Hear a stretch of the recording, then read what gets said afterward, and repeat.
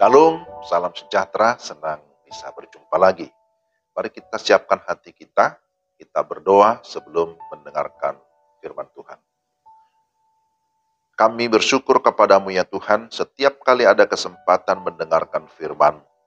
Kami mohon pimpinan Roh Kudus, supaya kami dapat mengerti firman-Mu dengan baik. Dalam nama Tuhan Yesus kami berdoa. Amin. Wahyu pasal 7 ayat 9.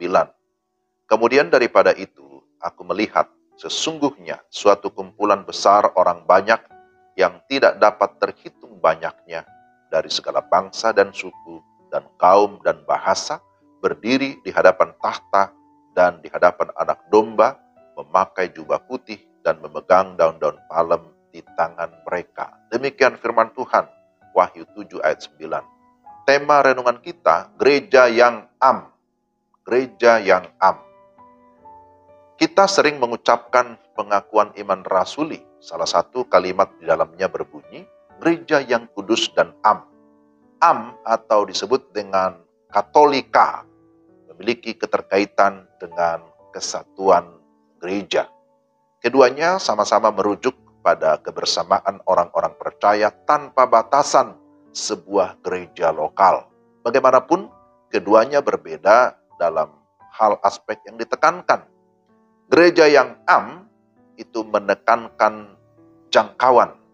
Sedangkan bicara tentang kesatuan atau unity lebih kepada relasi atau hubungan. Sifat gereja yang am sangat berkaitan dengan rencana keselamatan Allah yang ditujukan kepada segala bangsa. Sebagaimana firman Tuhan yang kita baca tadi.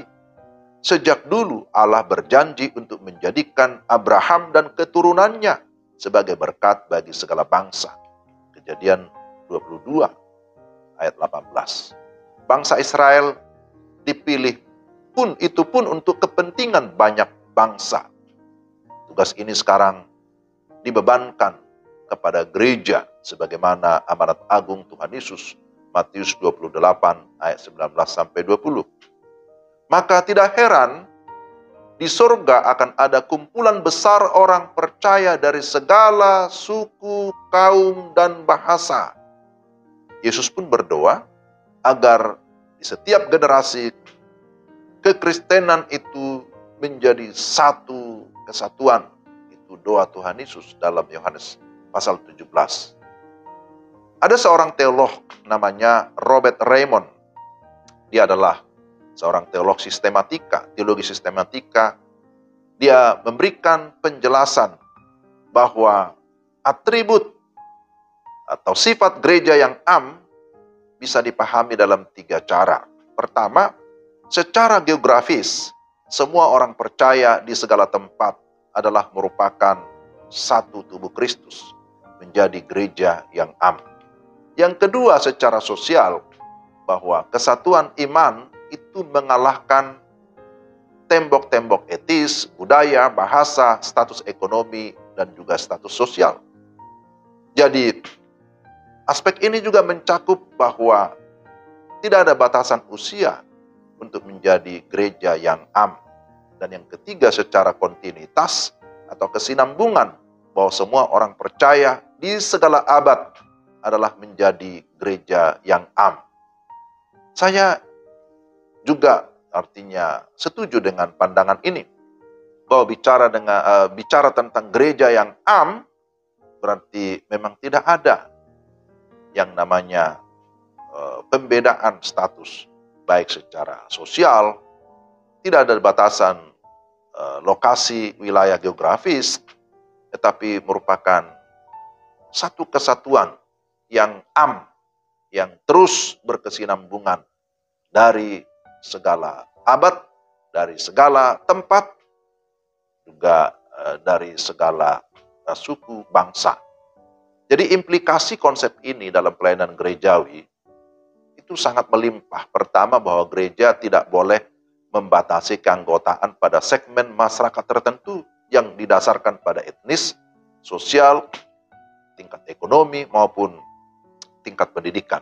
Nah, inilah yang disebut sebagai gereja yang oikumenis. Kita adalah gereja yang oikumenis. Salah satu kecenderungan dalam metode pertumbuhan gereja adalah menetapkan target secara eksklusif pada segmen tertentu. Fokus penjangkauan dalam pertumbuhan gereja itu tidak boleh dipahami secara eksklusif. Ya, contohnya bahwa Petrus memang dikenal sebagai rasul untuk orang Yahudi, tapi ia juga tetap mengabarkan Injil kepada orang-orang di luar Yahudi, misalnya kepada orang-orang Samaria, kepada Cornelius yang bukan orang Yahudi. Sebaliknya, sekalipun Paulus dikenal sebagai rasul untuk orang-orang non-Yahudi, tapi dia tetap juga konsisten mengunjungi rumah-rumah ibadat orang Yahudi atau sinagog dimanapun dia berada. Lalu yang kedua, gereja harus berperan aktif dalam mengikis tembok-tembok sosial budaya di antara sesama anggota. Jadi ini hal yang sangat penting yang harus diperhatikan oleh gereja tanpa menghilangkan jati diri mereka masing-masing. Perhatikan bahwa relasi lintas budaya dan pelayanan pastoral itu harus bersifat multi budaya. Tidak ada pembeda-bedaan satu dengan yang lain. Yang ketiga, gereja harus terlibat secara aktif dalam penjangkauan suku-suku terabaikan yang sering disebut sebagai STA di seluruh dunia. Untuk mewujudkan gereja yang atau yang disebut dengan Catholicity, maka gereja harus terlibat dalam pelayanan misi. Maka gereja harus ekumenis tapi juga gereja yang misioner. Inilah yang sebenarnya penting kita pahami. Bukan saja bicara tentang gereja PAUK, tapi gereja-gereja yang ada dalam berbagai denominasi haruslah menjadi gereja yang ekumenis tapi juga gereja yang misioner. Mari kita berdoa. Tuhan, terima kasih untuk firman-Mu pada hari ini. Kiranya Tuhan menolong kami supaya kami dapat melakukan firman. Kami menjadi gereja yang inklusif, yang terbuka. Menjadi gereja yang menjadi gereja yang melayani tanpa melihat kepada kesukuan ataupun perbedaan latar belakang. Tapi kami mengingat bahwa kami semua dipersatukan untuk menjadi gereja yang gereja yang sungguh-sungguh memiliki kebersamaan, yang gereja yang menjadi oikumenis. Terima kasih Tuhan, terpujilah Engkau dalam nama Tuhan Yesus. Amin. Demikian renungan kita, Tuhan memberkati saudara sekalian. Salam.